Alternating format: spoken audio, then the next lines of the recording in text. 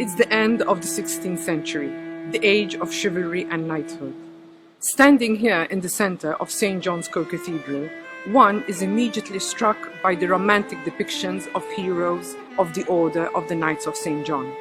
Perhaps the most eloquent depiction of heroism is the allegory of the order above the main door.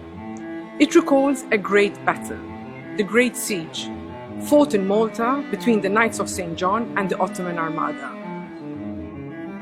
It's the 8th of September in the year 1565.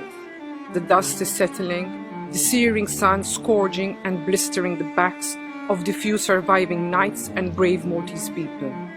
It's the end of one of the most legendary battles of Europe, the Great Siege of Malta, a battle that lasted almost 4 months.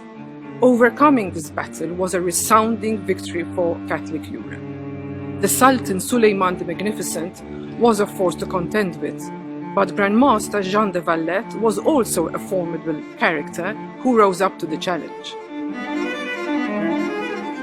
Exhausted but exhilarated from this resounding victory, the knights acquired a new confidence, as they realized the position of power they now exercised in Europe. Jean de Valette vowed to build a fortified city worthy of noblemen, and a few months later he laid the foundation stone of this new city and gave it his name, Valletta. Pride of place in the center of the city, he planned to build the Knights' Conventual Church, dedicated to St. John the Baptist, the patron saint of the order. This would be their shrine, their religious headquarters, their powerhouse. We are reminded of this great battle painted on the wall by the artist Mattia Preti.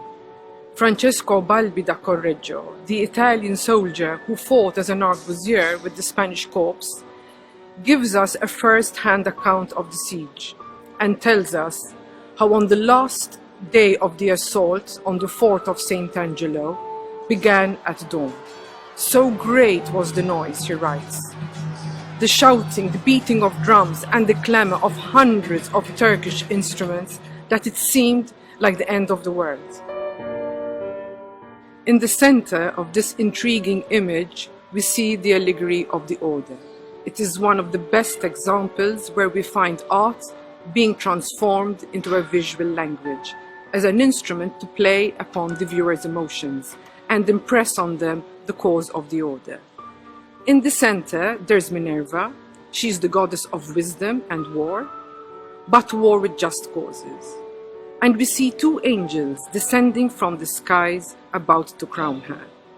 There she stands dressed in armor, holding a sword in one hand and the flag of the order in the other. Even this has symbolic meaning. The red symbolizes the blood that must be shed for Christianity to reign, which is symbolized by the white cross laid upon it. Almost in dance, she crushes beneath her feet 3 Moorish slaves, signifying the order's victory over what the knights referred to as the infidels.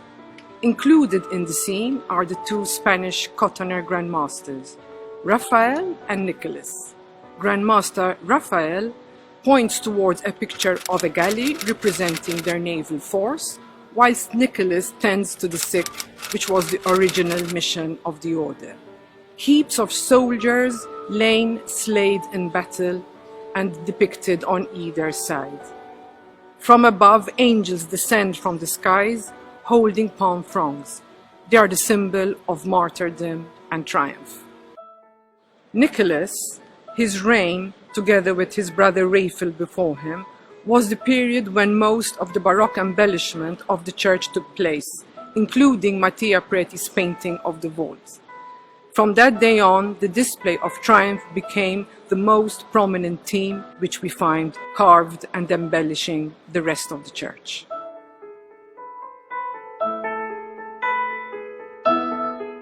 This concern with triumph caused the church to be transformed into a celebration of military power. After all, to die for your faith was a heroic act. Several of the heroes that laid down their life in this battle are remembered here. One such soldier is Don Melchiorre de Robles. After a month of ferocious battle and the loss of Fort St. Elmo, the knights were already exhausted. Several attempts had been made to bring relief to the order, and finally 4 galleys arrived, carrying 600 soldiers, sent by the Viceroy of Sicily, reached Malta on the 28th of June. It brought much needed relief to the island and greatly raised the morale of the besieged. Commanded by Field Marshal Melchiorre de Robles, he is described by historians as a brave and experienced soldier. At that time, the battle was focused on taking Fort St. Michael. On August the 11th, Francesco Balbi writes that the enemy's bombardment lasted all day and night. Marshal Robles wanted to see for himself the damage that had been inflicted on the walls of the fortress. He went to the top of the embattlement. As he gazed down from the wall, not having worn his armor, he was hit in the head by a musket shot. He fell to the ground without a word. He lay in agony and died the following day. The marshal's death was a great loss, for he was truly beloved by his soldiers. His body was then laid to rest in the Church of St. Lawrence, in a coffin covered with black velvet and with the 8-pointed cross emblazoned upon it.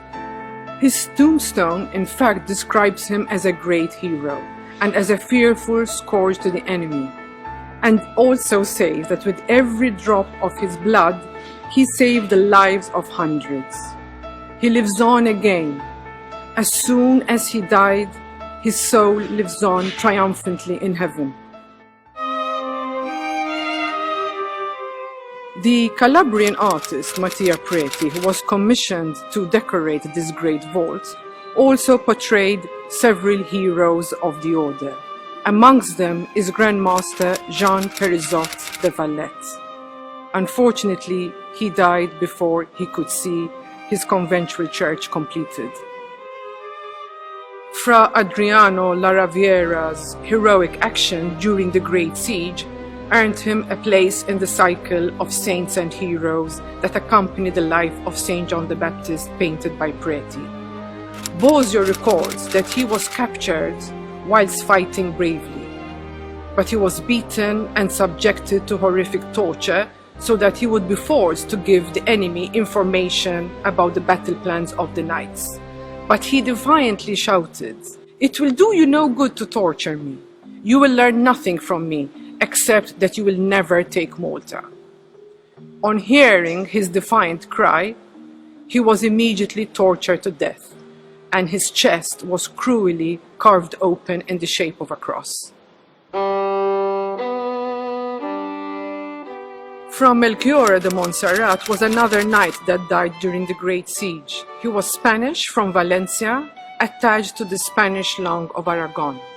The historian of the Order of St. John, Giacomo Bosio, describes him as a valiant knight, an honest man of good habits and reputation, who through undying love for the Christian faith insisted on being appointed governor of Fort St. Elmo, at a time when the fort was about to fall to the Ottoman invaders. Apparently, he was personally chosen by the Grand Master to head the commission of Fort St. Elmo. During the battle, Montserrat was so moved by the fearlessness of the knights that he readily presented himself to the most dangerous post at the firing line. Bosio recounts that, as fate would have it, the gallant knight was hit by a musket shot whilst he was trying to repair a cannon. This was the 22nd of June. Montserrat died heroically defending Fort St. Elmo. The Italian knight Fra Vespiano Malaspina, who we see here sitting on the cornice, was one of the last knights to die as a martyr during the Great Siege of 1565. Little is known about his life. We only seem to know the tragic circumstances of his death, which was so close to the end of the Great Siege, just as the Turkish armada was about to retreat. In his portrayal of Malaspina, Bosio describes him as a devoutly religious and chaste man, with a reputation of having lived a truly holy life, di vita santissima. Bosio goes on to say how on the 6th of September, Fra Malaspina, while defending the post, tried to recover a palm frond when he was shot in the head by a musket. He fell to the ground without uttering a word. Mattia Preti depicts him here wearing his black monastic habit of the order. And according to Bosio's account, he portrays him holding the palm frond as a symbol of his martyrdom in his left hand.